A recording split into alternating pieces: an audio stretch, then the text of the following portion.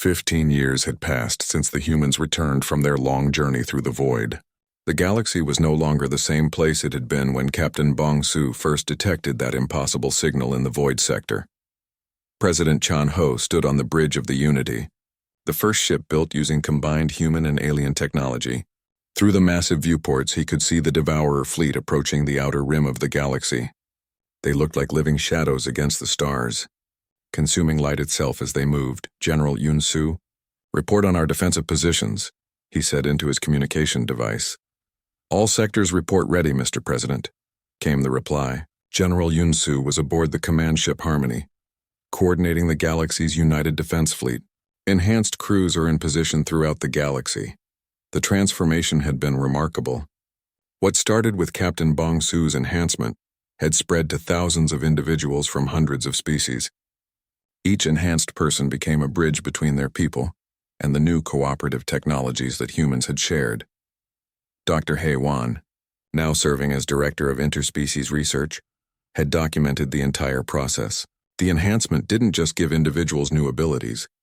It created a network of understanding that connected every enhanced person across the galaxy. Captain Bong-Su, President Chan-Ho said, turning to his old friend. Are our hybrid ships ready? Bong-Su, now Admiral of the Combined Fleet, nodded.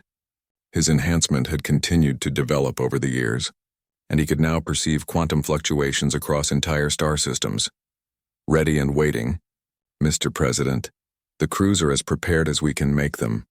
The hybrid ships were marvels of cooperation.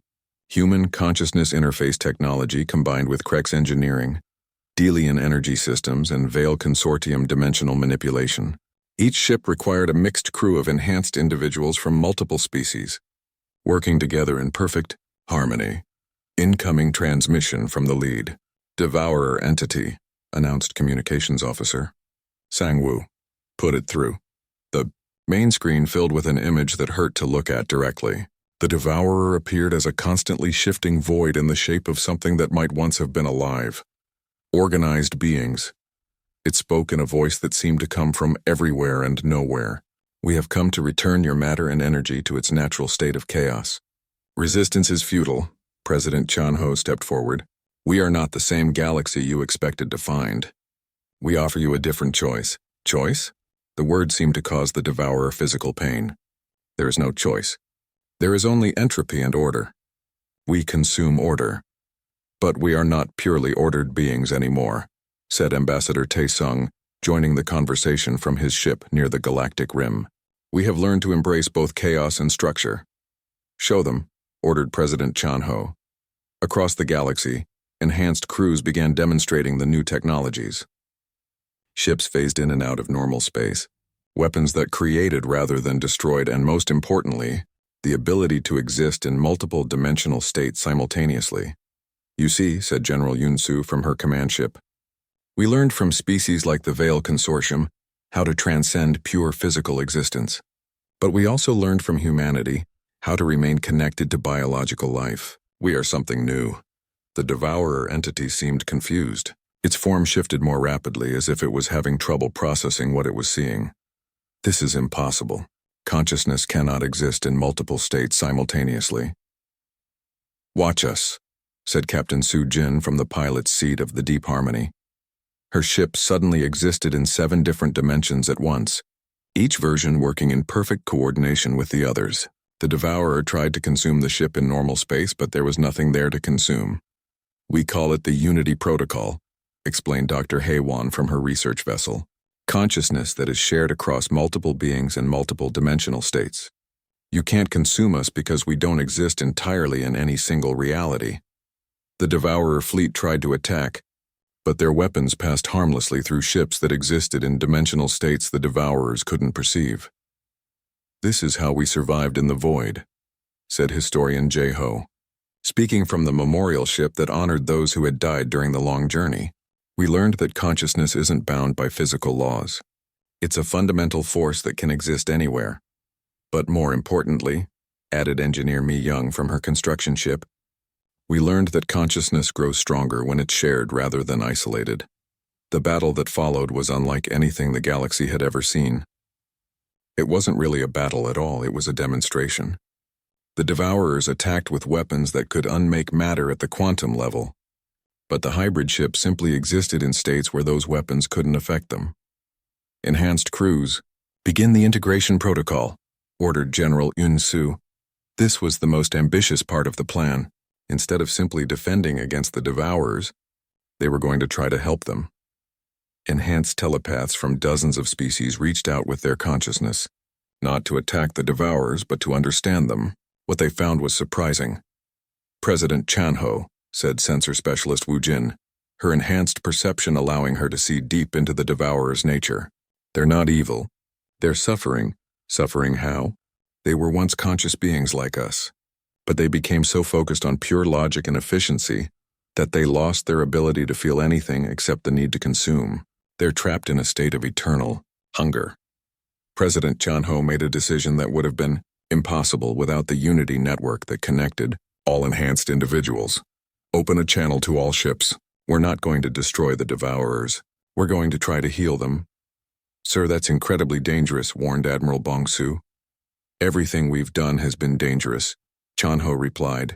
But we've learned that cooperation is always better than conflict. The integration protocol went into full effect. Enhanced beings throughout the galaxy linked their consciousness together, creating a network of shared awareness that spanned multiple dimensions. Then they reached out to the Devourers with an offer. We can show you how to feel again, President Chanho transmitted to the lead Devourer. How to exist in states other than pure entropy. Impossible. We are perfected beings. We have transcended the chaos of emotion and biological limitation. But you're also empty, said Dr. Haywan gently. You consume because you're trying to fill a void inside yourselves. We can help you fill that void in a different way. What happened next took 3 days. Enhanced beings carefully and gently made contact with individual Devourers, sharing memories of joy, love, curiosity, and wonder. They showed them what it felt like to create rather than destroy, to build rather than consume. Some Devourers rejected the contact and fled back into deep space. But others began to change. Their void-like forms started to show structure and pattern. They began to remember what it felt like to be truly alive. It's working, reported Admiral Kyung-min from her observation post. Some of them are reverting to their original states. The lead Devourer was the last to change. Its form shifted and wavered for hours as it struggled between its programmed need to consume and the returning memories of what it had once been. Finally, it spoke in a voice that no longer hurt to hear. Remember, we were explorers once, seekers of knowledge. What have we become? You became lost, said Ambassador Taesung compassionately. But being lost isn't permanent. We can help you find your way back. The crisis ended not with victory in battle, but with the birth of a new kind of galactic civilization. The reformed Devourers shared their knowledge of deep space and dimensional travel. The Veil Consortium emerged from their isolation to teach consciousness manipulation. The Kreks learned to channel their warrior nature into protection rather than conquest. The Delians used their trade networks to share resources and knowledge instead of just profit and humanity. The species that had returned from a 20,000-year journey through the void became the teachers and guides they had always been meant to be.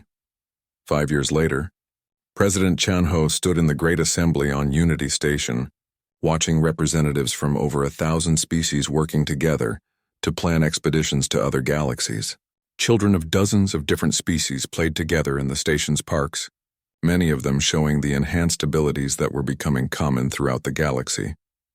Dr. Haywan, he said to his old friend, do you think we've succeeded? She smiled, watching a young human child teaching a group of alien children how to make flowers grow faster using consciousness-enhanced biotechnology. I think we've just begun, she replied. The galaxy is united now, but there are other galaxies out there, other species that might need our help. And the children will be ready for that challenge? Better than ready. They're growing up in a galaxy where cooperation is normal, where understanding different species is as natural as breathing. They'll do things we never imagined possible. Admiral Bong-Su joined them at the observation window. Captain Sujin's ship just reported contact with entities from the Andromeda Galaxy. They want to establish diplomatic relations. Entities like the Devourers? No, these seem to be explorers like we are now. They've been watching our transformation and want to learn from us. The news about the Devourers spread through Crossroads Station like wildfire. Within hours, more ships arrived carrying representatives from every major government in the galaxy. Everyone wanted to know more about this threat that could destroy all life. Historian J-Ho arrived on the second human ship to dock at the station. He was older than the other humans, with gray hair and eyes that seemed to hold the wisdom of ages. He carried with him something that would change everything the galaxy thought it knew about human history. "I am the keeper of memories," he explained to the assembled delegates. "Before we discuss the future, you must understand the past." Captain Bong-Su sat with Dr. Haewon in the large conference room that had been set up for the meetings. Representatives from dozens of species filled the room, all eager to learn the truth about humanity's disappearance. "Our historical records show that humans achieved interstellar travel only about 3,000 years before Earth's destruction," said Council Speaker Morvain. "How could you have developed such advanced technology in so little time?" J-Ho smiled sadly. "Your records are incomplete. Humans had been traveling between stars for much longer than that." He activated a device that filled the center of the room with holographic images. The delegates gasped as they saw ancient human cities on dozens of worlds, cities that predated known human expansion by thousands of years. 15,000 years before Earth's destruction, humans had already established colonies throughout this region of the galaxy. J-Ho explained. "We had technology that your civilizations are only now beginning to understand." "Then why did you disappear?" asked Admiral Nexthul. "If you were so advanced, why did no one know about you?" The holographic display changed, showing images of humans who looked different from baseline humanity. Some had unusual proportions, others seemed to glow with internal light, and still others appeared to be partially merged with machinery. "Because we made a mistake," J-Ho said quietly. "We became so focused on advancing our technology that we began to lose our humanity. We created beings of pure energy, artificial intelligences that surpassed biological life, and enhanced humans who could no longer relate to their original species." Dr. Haewon leaned forward. "What happened to them?" "They transcended physical existence entirely. But in doing so, they stopped being human in any meaningful way. They had power beyond imagination, but they had lost compassion, creativity, and the ability to grow and change." The images showed empty human cities, abandoned technologies, and worlds where only machines remained. "So the advanced humans simply left?" "Not exactly," said J-Ho. "They realized what they had become and were horrified. In their final act of true humanity, they chose to erase themselves and their technology from the galaxy. They wanted to give baseline humans a chance to develop naturally, without being overwhelmed by transcendent beings they couldn't understand." A new voice spoke from the back of the room, but some humans remained. Everyone turned to see Pilot Su-Jin entering the conference room. She moved with an eerie grace as if she was floating rather than walking. Her eyes seemed to see things that others couldn't. "Su-Jin has enhanced spatial awareness," explained Commander In-ho. "She can perceive dimensions that most beings cannot detect. The transcendent. Humans didn't erase everything," Su-Jin continued. "They left behind hidden messages and technologies, sealed away until humanity was ready to use them responsibly." J-Ho nodded. "When Earth's sun began to destabilize, some of these hidden technologies were discovered. That's how we were able to build ships capable of surviving in the void between galaxies." "But why the void?" asked Captain Bong-Su. "Why not just travel to another part of the galaxy?" "Because," said Su-Jin, "the void teaches patience. It teaches cooperation. It strips away everything that isn't essential and shows you what really matters." She gestured and the room's lights dimmed. Suddenly everyone could see what Su-Jin saw. Layers of reality that existed beyond normal perception. The station around them was revealed to be more complex than anyone had imagined, with energy patterns and dimensional structures that were normally invisible. "In the void, we learned to see beyond the physical world," Su-Jin explained. "We learned that consciousness itself is a fundamental force of the universe." Dr. Haewon was frantically taking notes. "You're saying that your minds can perceive and manipulate reality at a quantum level?" "To some extent, yes," said In-ho. "But the most important thing we learned was how to work together. In the void, individual survival is impossible. Only by linking our minds and sharing our resources could we survive." J-Ho activated another series of holograms. These showed the human fleet during their journey through the void. The ships were connected by streams of energy, and the humans aboard them seemed to be in constant communication. We developed a form of limited telepathy, he explained. Not mind reading, but the ability to share emotions, intentions, and basic concepts. It made cooperation natural and conflict almost impossible. Almost? Asked Admiral Nexthal. There were still disagreements, said Sujin. But when you can feel what another person feels, it's very hard to hurt them. Violence becomes literally painful for everyone involved. Council Speaker Morvain stood up. This is all fascinating, but what does it have to do with these devourers you mentioned? Jeho's expression became grave. Because our enhanced perception allows us to detect them. The devourers exist partially outside normal space-time. Most species' sensors can't detect them until it's too late. But you can see them coming? Yes. And more importantly, we understand what they are. The holographic display changed to show creatures that seemed to be made of darkness itself. They moved through space like living voids, consuming everything in their path. The devourers are what happens when consciousness becomes completely separated from physical reality, Jeho explained. They're the opposite of life, beings of pure entropy that exist only to consume and destroy organized matter. How do we fight something like that? Asked Captain Bongsu. Sujin stepped forward. By doing the opposite of what they do.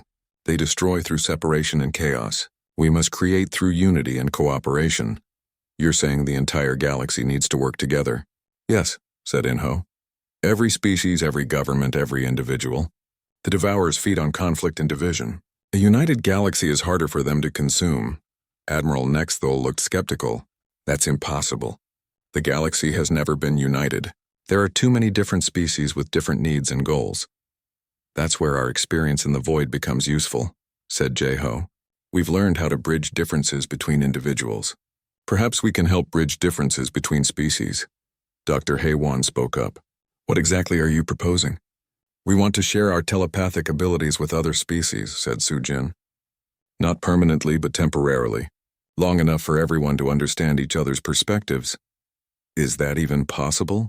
We've been experimenting with the technology since we arrived, said Engineer Mi Young, entering the room.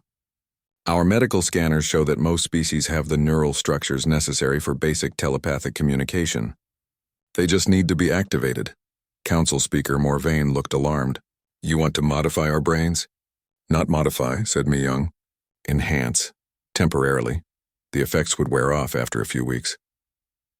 But in those few weeks, said Inho, representatives from different species could truly understand each other.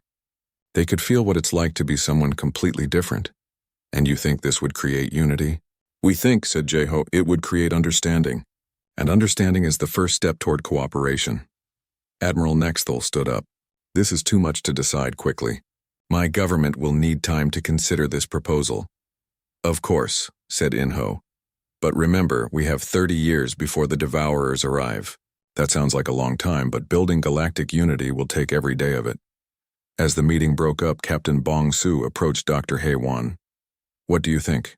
I think, she said slowly, that we're looking at the most important decision in galactic history. These humans have abilities that could unite every species in the galaxy, but they're also asking us to trust them with our minds. Do you trust them?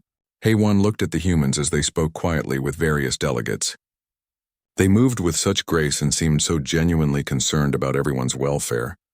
I'm beginning to, she said. The question is, will everyone else? 3 months after the first meeting at Crossroads Station, the situation had become much more complicated. The news about the returning humans and the approaching devourers had spread throughout the galaxy, causing panic in some sectors and denial in others. Admiral Kyung Min arrived at Crossroads with devastating news. Her ship, the Deep Current, was followed by 12 other human vessels, each one larger and more advanced than the Horizon's promise. The situation is worse than we initially reported, she announced to the emergency session of galactic representatives. Our long-range sensors show that the devourers are moving faster than we calculated. Captain Bongsu, who had become the unofficial liaison between humans and the galactic powers, felt his stomach drop. How much faster? Instead of 30 years, we have perhaps 20, maybe less. The conference room erupted in worried voices from dozens of species. Dr. Haywan tried to make sense of the new data that Admiral Kyung Min was displaying. This doesn't make sense, she said. How can they accelerate in empty space? Sensor specialist Wu Jin stepped forward. Her eyes had an unusual quality. They seemed to reflect light in ways that normal eyes didn't. Because they're not traveling through normal space. They're moving through the quantum substrate that underlies reality itself. What does that mean? Asked Council Speaker Morvain.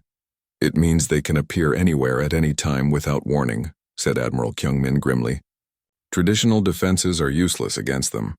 War Marshal Thekron from the Krex Empire stood up aggressively. Then we need your technology, all of it. Right now. Marshal, said Commander Inho calmly, our technology won't work for you. Why not? Because it requires the neural modifications we discussed. Our ships, our weapons, our defenses, they all depend on the pilot's ability to interface directly with the technology through enhanced consciousness. Admiral Nexthul slammed his fist on the table. Then give us the modifications. We've been trying, said Dr. Mi Young. But the process is dangerous. It requires months of preparation and careful mental conditioning, and not every individual can adapt to it. Captain Bongsu had been watching the humans carefully during these discussions. There was something they weren't saying, something that made them look worried despite their usual calm. Commander Inho, he said, what aren't you telling us? Inho exchanged glances with Admiral Kyungmin and sensor specialist Wu Jin. Finally, he sighed. The Devourers aren't just moving randomly toward our galaxy. They're being guided. Guided by what? By someone who's been feeding them information about our defenses and capabilities. The room fell silent. Finally, Dr. Heywan spoke up. You're saying there's a traitor? Not exactly a traitor, said Wu Jin. But someone has been broadcasting detailed information about galactic military capabilities into deep space. The Devourers are using this information to plan their attack. War Marshal Thekron looked suspicious. How do we know you're not the ones broadcasting this information? Admiral Kyungmin's expression hardened. Because, Marshal, if we wanted to harm the galaxy, we wouldn't need the Devourers to do it. She gestured to one of her officers who activated a small device. Suddenly, the steel claw Captain Bongsu's ship, which was docked outside the station, simply disappeared. Where did my ship go? Bongsu demanded. It's still there, said the officer. We've just phased it into a parallel dimension. Watch. The ship reappeared, completely undamaged. This is child's play for us, said Admiral Kyungmin. If we wanted to conquer the galaxy, we could make your entire fleets disappear without firing a shot. But that's not why we're here. Council Speaker Morvain looked shaken. Then why are you here? Because, said Inho, the Devourers represent a threat not just to your galaxy but to consciousness itself. If they succeed here, they'll grow stronger and eventually consume everything, including us. So what do you propose? Asked Admiral Nexthul. We need to start the enhancement process immediately, said Dr. Mi Young. Not for everyone, but for key individuals from each species. People who can serve as bridges between their governments and our technologies. How do we know the process is safe? Asked Dr. Heywan. You don't, said Admiral Kyungmin honestly. But Captain Bongsu has volunteered to be the first test subject. Everyone turned to look at Bongsu. He hadn't told anyone about his decision to volunteer for the enhancement process, but he had been thinking about it for weeks. Captain, said Admiral Nexthul, this is extremely dangerous. You could die. I could also help save the galaxy, Bongsu replied. Besides, I've been working with the humans for months. I trust them. Dr. Heywan stood up. If Captain Bongsu is volunteering, then so am I. As a scientist, I need to understand how this process works. And I'll volunteer as well, said a new voice from the back of the room. Everyone turned to see a figure in the robes of the Veil Consortium. The ancient species rarely spoke at these meetings, preferring to observe. Scientist Kalmesh, said the figure, removing their hood to reveal features that seemed to shift and change like moving water. My people have been watching this situation with great interest. Commander Inho looked surprised. We weren't aware that the Veil Consortium was monitoring our activities. We monitor many things, said Kalmesh, including the approach of the Devourers. We have seen such beings before in other galaxies. They cannot be defeated by conventional means. You've encountered them before? Asked Admiral Kyungmin. Long ago. We survived by transcending physical existence, becoming beings of pure thought. But that solution won't work for most species. They're too attached to their physical forms. Then what do you suggest? I suggest that these humans may have found a better way, a path that allows beings to gain enhanced abilities without losing their essential nature. Kalmesh approached Dr. Myung. I request permission to study your enhancement process. My people's knowledge of consciousness manipulation might help make it safer for other species. Myung looked at Commander Inho, who nodded. We welcome your assistance, Scientist Kalmesh. Over the next several weeks, Captain Bongsu underwent the enhancement process. It was unlike anything he had ever experienced. He spent hours each day in meditation with human technicians, learning to quiet his mind and open his consciousness to new possibilities. Dr. Haywan documented everything, working closely with Scientist Kalmesh to understand the biological and psychological changes that were taking place. The process is remarkable, she reported to the assembled delegates. Captain Bongsu's neural pathways are developing new connections at an incredible rate. His brain is literally rewiring itself. Is he still himself? Asked Admiral Nexthul. More himself than ever, said Bongsu, who had insisted on attending the meeting despite the ongoing modifications. The enhancement doesn't change who you are. It just lets you perceive more of what's already there. To demonstrate, he placed his hand on the conference table. The table's surface began to glow with patterns of light that showed the molecular structure of the material. I can see the quantum fields that hold matter together, he explained. And more importantly, I can feel the intentions and emotions of everyone in this room.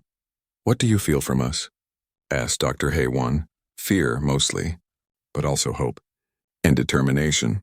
You all want to save your people, your worlds, your way of life. War Marshal Thekron looked uncomfortable. Can you read our thoughts? No, thoughts are still private, but emotions and intentions are harder to hide when you can perceive them directly. Commander Inho smiled. This is exactly what we experienced in the void. Once you can feel what others feel, cooperation becomes natural. But will it be enough? Asked Council Speaker Morvain. Can enhanced individuals really unite entire species? Admiral Kyung-min activated her holographic display, showing the latest sensor readings of the approaching devourers. It will have to be, she said grimly, because our time is running out faster than anyone expected. The display showed dark shapes moving through space at impossible speeds, leaving trails of dead systems in their wake. They'll be here in 15 years, said sensor specialist Wu Jin, maybe less. Then we need to accelerate everything, said Inho. The enhancement process, the technology sharing, the unity building, everything. Can it be done? Asked Dr. Haywan. Captain Bongsu stood up, and for the first time since the humans had arrived, he looked completely confident. It can, he said. I can feel it. Not just the possibility, but the determination of everyone in this room. We're going to save the galaxy. How can you be so sure? Asked Admiral Nexthul. Bongsu smiled, and his enhanced perception let everyone in the room feel a little bit of his confidence. Because, he said, we're not just fighting for survival anymore. We're fighting for something better. A galaxy where every species can understand every other species, where cooperation isn't just a treaty, but a way of life. And the humans are going to teach us how to build that. No, said Commander Inho. We're going to build it together. Crossroads Station buzzed with activity like never before. Representatives from every major power in the galaxy had arrived to witness the impossible, the return of humanity. Dr. Haywan stood in the main docking bay, her heart beating fast with excitement. She had studied extinct species her entire career, but she had never imagined she would meet one that wasn't actually extinct. Doctor, said Captain Bongsu, walking up beside her, are you ready for this? I don't think anyone could be ready for this, she replied. We're about to meet people who have been traveling through empty space for 20,000 years. What do you think they'll be like? Before Bongsu could answer, the docking bay's atmosphere shields shimmered. The human ship was coming through. The horizon's promise was even more impressive up close. Its hull seemed to shift and flow like liquid metal, and strange patterns of light moved beneath its surface. It docked with barely a sound. Their technology is incredible, whispered Haywan. Look how smoothly they're connecting to our systems. The airlock opened with a soft hiss. The first human to step through was a tall man with dark hair and kind eyes. He wore clothes that looked like they were made from the same flowing material as his ship. I am Commander Inho, he said, his voice warm and friendly. Thank you for welcoming us. Behind him came two others. a woman with short hair who moved with incredible grace, and a man who seemed to be studying everything around him with intense interest.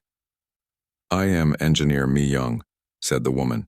"And this is Ambassador Tae Sung." Dr. Haewan stepped forward. "Commander Inho, I'm Dr. Haewan. We spoke over the communication system. This is Captain Bongsu." Inho smiled and extended his hand. When Haewan shook it, she was surprised by how warm it felt. These humans seemed very much alive and normal. "Doctor, we have heard that you study species like us, species that were thought to be extinct."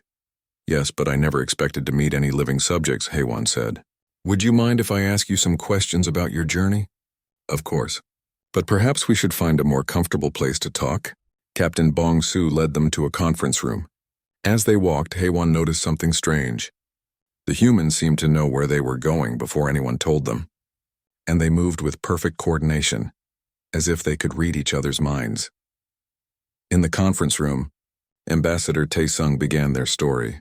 20,000 years ago, our home star began to show signs of instability. Our scientists calculated that it would go supernova within 50 years. "So you built ships to escape?" asked Bongsu. "Yes, but not enough ships for everyone. Earth had billions of people. We could only save a few million." Engineer Mi Young continued the story. "Several ships were sent to different parts of the galaxy. But the Horizon's promise was special. We were sent into the void between galaxies." "Why there?" asked Haewan. "Because," said Inho, "our scientists wanted to know if humans could survive in the most hostile environment possible. If we could adapt to the void, we could adapt to anything." "And you survived for 20,000 years in empty space?" "More than survived," said Mi Young. "We evolved." She held up her hand and Haewan gasped. Mi Young's fingers seemed to blur and change shape. Then her hand returned to normal. "How did you do that?" Haewan asked. "Our bodies learned to adapt to different conditions. In the void, sometimes we needed to change our physical form to survive." Tae Sung leaned forward. "But the most important changes were not physical. We learned to connect our minds directly to our technology." "You mean like telepathy?" "Not exactly," said Inho. "Watch." He placed his hand on the conference table. Suddenly, the room's lights dimmed and brightened in a complex pattern. Then they returned to normal. "You controlled the lights with your mind?" asked Bongsu. "My nervous system can interface directly with electronic systems. All of us can do this. It's how we pilot our ships and maintain our technology." Dr. Haewan was frantically taking notes. "This is incredible. You've achieved a form of human-machine integration that no one thought was possible." "Doctor," said Mi Young, "would you like to see our ship? It might help you understand how we survived." They took a tour of the Horizon's promise. The ship was unlike anything Haewan had ever seen. The walls seemed to be alive, responding to the human's touch. The engine room had no traditional controls, just smooth surfaces that the humans operated by placing their hands on them. "Our ships repair themselves," explained Mi Young. "They grow new parts when needed, like living organisms." "But they're still machines, right?" asked Bongsu. "The line between machine and organism became blurred for us long ago," said Inho. "We needed technology that could adapt and evolve, just like we did." As they toured the ship, more station personnel arrived. High Admiral Nexthal from the Krex fleet, Council Speaker Morvain from the Delian Federation, and representatives from several other species. "Commander Inho," said Admiral Nexthal, "my government wants to know your intentions. Are you planning to reclaim human territory?" Inho looked thoughtful. "Admiral, the territories that humans once claimed are now occupied by other species. We have no desire to displace anyone." "Then what do you want?" asked Council Speaker Morvain. "We want to come home," said Tae Sung simply. "We want to find a place in this galaxy where we can live and contribute to galactic civilization." "But you must understand our concerns," said the Admiral. "Your technology is clearly advanced beyond anything we have. How do we know you won't use it against us?" Engineer Mi Young stepped forward. "May I demonstrate something?" She walked to a wall panel and placed her hand on it. The panel opened, revealing the ship's internal systems. Then she did something that made everyone gasp. She reached into the machinery and seemed to become part of it. Her arm merged with the ship's systems, and data flowed across her skin like living tattoos. "This is how we interface with our technology," she said, her voice slightly different while connected. "We don't control our machines. We become one with them." She disconnected and turned to face the group. "This is why we could never use our technology for conquest. Our ships are extensions of ourselves. To use them for violence would be like using our own bodies to hurt others. Dr. Heywan was amazed. You've achieved true symbiosis with your technology. Yes, said Inho. And because of this, we've learned that cooperation is always better than conflict. When minds are connected, it's impossible to truly hate someone else. Admiral Nexthul still looked suspicious. You say you've been monitoring our communications. What have you learned about us? We've learned that the galaxy has many problems, said Taesung. Wars, resource conflicts, territorial disputes. We've also learned that most species are good at heart, but they struggle to understand each other. And what do you propose to do about it? We'd like to help, said Inho. Our long journey taught us many things about survival and cooperation. Perhaps we can share that knowledge. Council Speaker Morvain leaned forward. What kind of help? We have developed technologies that could benefit everyone. Medical advances, engineering improvements, communication systems that allow true understanding between different species. And what do you want in return? Asked the Admiral. A place to live, recognition as a galactic species, the chance to be part of the community again. Dr. Heywan spoke up. Commander, there's something I don't understand. If you've been able to monitor our communications, why return now? Why not years ago? Inho, Myung, and Taesung exchanged glances. For the first time since their arrival, they looked worried. Because, said Inho slowly, our long-range sensors have detected something approaching the galaxy, something that threatens all life here. What kind of threat? Demanded Admiral Nexthul. We call them the Devourers, said Myung. They consume organized matter and energy. They're still far away, but they're coming. The room fell silent. Finally, Council Speaker Morvain spoke. How long do we have? Based on our calculations, said Taesung, approximately 30 years. And you think you can help us fight them? We think, said Inho, that together we might have a chance. Captain Bongsu stared at the empty space in front of his ship. The void sector was the most boring place in the galaxy. Nothing lived here. Nothing had ever lived here. For 20,000 years, this region of space had been completely dead. His patrol ship, the Steel Claw, moved slowly through the darkness. The Krex Empire sent ships here once every few months, just to make sure nothing had changed. It never did. Bongsu had done this patrol 15 times, and it was always the same. Empty space, dead stars, and silence, Captain, said Navigator Yu-Jin from her station. I'm getting something strange on the sensors. Bongsu looked up from his reports. Yu-Jin was young, but had the best sensor skills in the fleet. If she said something was strange, it probably was. What kind of strange? He asked. Yu-Jin frowned at her screens. There's a signal coming from Sector 7-9. But that's impossible. Nothing broadcast from there. Show me. The main screen lit up with sensor data. Bongsu saw what Yu-Jin meant. There was definitely a signal, but it was using an old encryption pattern. Very old. Computer, analyze the signal pattern, Bongsu ordered. The ship's computer worked for several minutes. When it finished, the results made Bongsu's blood run cold. Signal pattern matches archived Terran technology from 20,000 years ago, the computer announced. Dr. Haiwan looked up from her research station. She was a Delian scientist, studying aboard the Krex ship as part of an exchange program. Did it say Terran? As in human? That's impossible, said Yu-Jin. Humans have been extinct for 20,000 years. Everyone knows that, Bongsu nodded. Every child in the galaxy learned the story in school. Long ago, there was a species called humans. They lived on a planet called Earth. Their sun exploded and killed them all. End of story. Track the signal source, Bongsu ordered. Yu-Jin's fingers flew over her controls. Source is moving, Captain. It's big. Really big. Bigger than our ship. How big? Maybe 10 times bigger. And Captain? It's coming out of a spatial fold. Now Bongsu was really worried. Spatial folds were advanced technology. Only the most powerful ships could create them, and they required enormous amounts of energy. Put it on screen. The image that appeared made everyone on the bridge go silent. A massive ship was emerging from what looked like a tear in space itself. The ship was dark, almost black, but it seemed to bend light around it in strange ways. Parts of it were hard to see clearly, as if they existed in a different dimension, but the basic shape was unmistakable. Bongsu had seen pictures in history books. This was a human ship. Impossible, whispered Dr. Heywan. The design matches theoretical human architecture from the old archives. The ship finished emerging from the fold. It was even bigger than Eugene had estimated. It could probably hold 50,000 people inside, Captain, Eugene said in a shaky voice. It's broadcasting. Put it through. The bridge speakers crackled to life.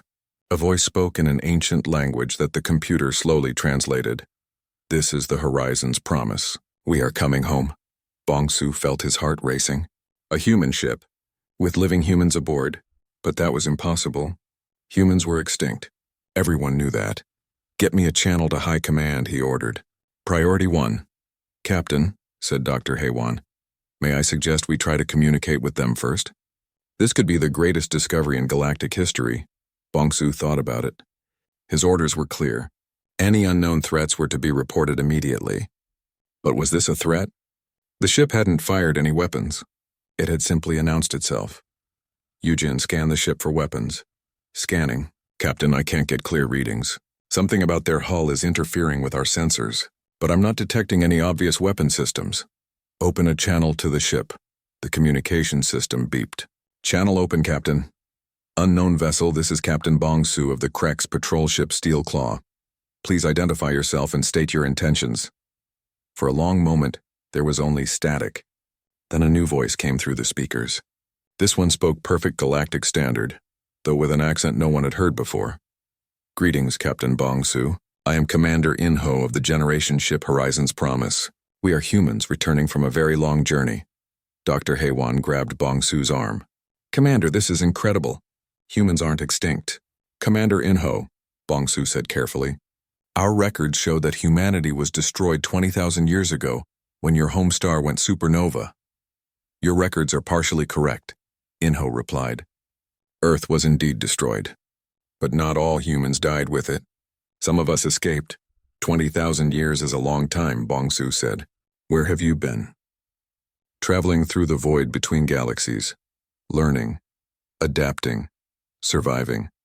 And now we have returned. Eugene was frantically working at her station.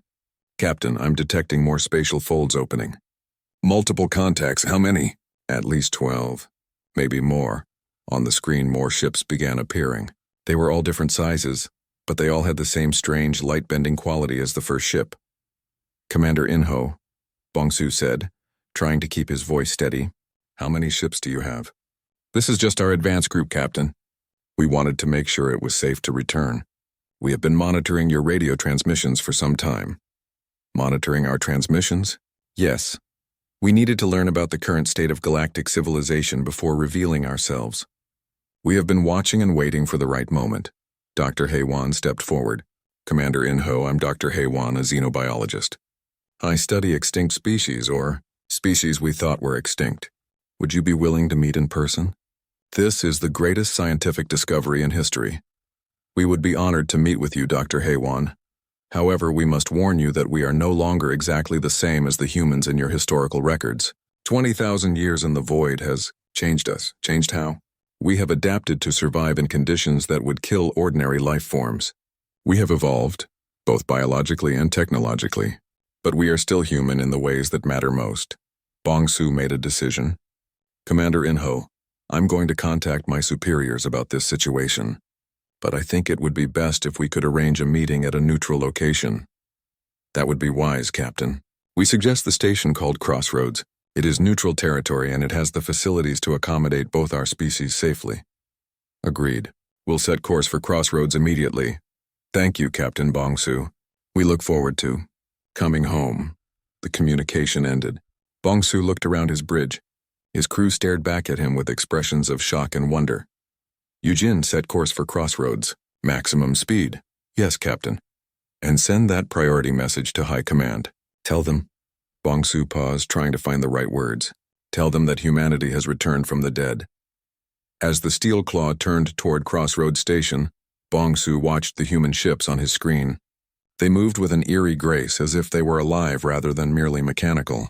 Whatever these humans had become during their 20,000-year journey, they were unlike anything the galaxy had ever seen. The age of human extinction was over.